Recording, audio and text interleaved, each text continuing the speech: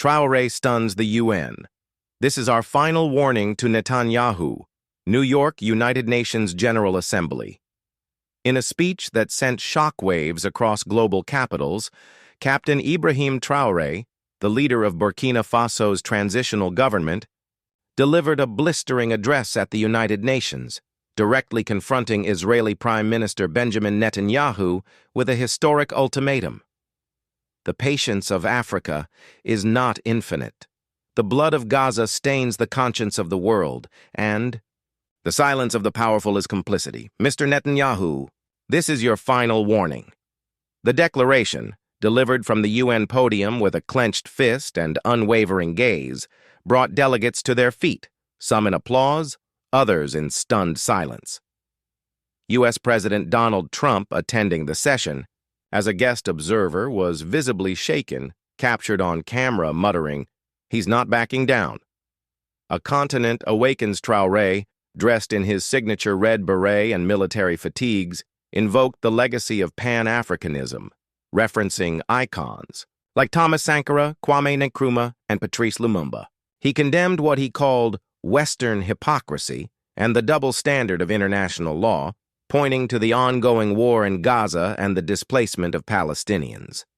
While the world watches children buried under rubble, while hospitals are bombed and journalists assassinated, the same powers that preach democracy arm the executioners. We will no longer be silent. We will no longer be spectators. He announced that Burkina Faso, alongside Mali, Niger, and other members of the Sahel Alliance, would formally recognize the State of Palestine and sever all diplomatic ties with Israel immediately. Netanyahu responds, "Delusional and dangerous," from Jerusalem. Prime Minister Netanyahu dismissed the speech as the rant of a radical junta leader backed by foreign powers, accusing Traore of being influenced by Iran and terrorist organizations. Captain Traore may wear a uniform, but he governs through violence and fear. His so-called warning means nothing. Israel will never bow to threats from unelected dictators. But behind closed doors, Israeli intelligence sources confirmed that the IDF had placed forces on higher alert, monitoring for any shifts in African or Middle Eastern alliances. Trump breaks silence.